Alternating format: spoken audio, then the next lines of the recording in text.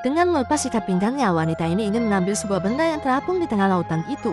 Meski kakinya terluka, dia pun tetap akan berenang mendapatkannya. Namun di tengah-tengah perjalanan, segerombolan hiu sedang mengikuti Chess. Dia tidak sadar karena lukanya itu memancing hiu untuk datang.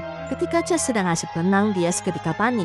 Ternyata hiu itu sudah berkeliling di sekitarnya. Lalu tanpa berpikir lama, Chess pun segera berenang dengan sekuat tenaga. Sehingga akhirnya Chess pun selamat dari kejaran hiu dan ternyata benda ini adalah sebuah perahu karet. Di sini juga Chess menemukan peluru dan juga barang-barang yang sangat berguna. Kemudian Chess pun langsung menarik perahunya ke pinggiran pantai. Namun Chess ternyata memutuskan untuk menyembunyikan perahu itu dari yang lain. Setelah itu Chess lalu membuka koper yang dia temukan. Ternyata isinya terdapat obat-obatan yang sangat berguna. Namun satu kopernya lagi harus menggunakan kunci lain untuk membukanya. Di lain sisi, Cassie dan Brody pergi ke hutan untuk mencari makanan. Namun di sini mereka malah mesra-mesraan. Sementara itu Cooper bertanya tentang tas yang dibawa oleh Chess. Kemudian Chess menjelaskan dirinya tidak sengaja menemukannya.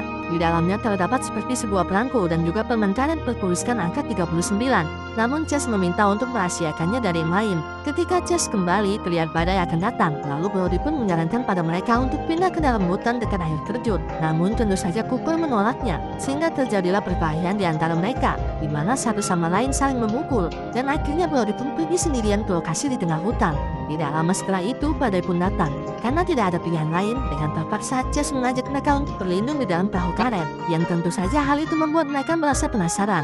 Dari mana Chess mendapatkan perahu ini? Namun Chess tidak ada waktu untuk menjelaskannya. Pagi harinya mereka semua pun selamat. Kemudian Chess kembali pergi melihat papan tanda tersebut dan akhirnya Chess pun menemukan benda itu yang mirip seperti kunci. Di tempat lain, Kate yang duduk di bebatuan sedang memeriksa luka yang ada di perutnya. Tapi ketika dia sedang sendiri, tiba-tiba Hayden mendekati menanyakan apakah dia baik-baik saja.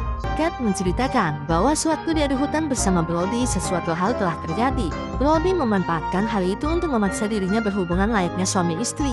Hayden yang mendengarnya pun sempat terdiam, karena dia sudah menduga apa yang terjadi pada Chess waktu itu memang benar. Dan Brody adalah seorang pria hidung belang. Singkat cerita, Chess mengajak Cooper untuk pergi jalan-jalan mencari sebuah petunjuk. Meskipun merasa lelah, mereka terus berjalan ke dalam hutan.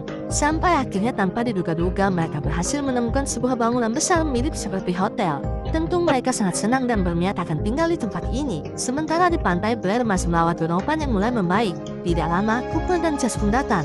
Mereka pun langsung menceritakan tentang bangunan tersebut dan mengajak mereka untuk tinggal di sana. Karena di bangunan itu terdapat tempat tidur dan juga air tawar. Tentu hal itu pun membuat mereka sangat senang, namun lagi-lagi Brody tidak setuju. Dia melarang mereka untuk tinggal di sana. Karena sebelumnya mereka semua menolak ajakan dari Brody untuk pindah ke dalam hutan dekat air terjun. Sehingga akhirnya Brody pun memutuskan untuk pergi. Malam harinya, Chess pun bermimpi buruk. Namun ketika dia terbangun, mereka semua langsung menyeret Chess keluar. Dan ternyata Brody sudah meninggal dengan sebuah pisau yang menancap di tubuhnya.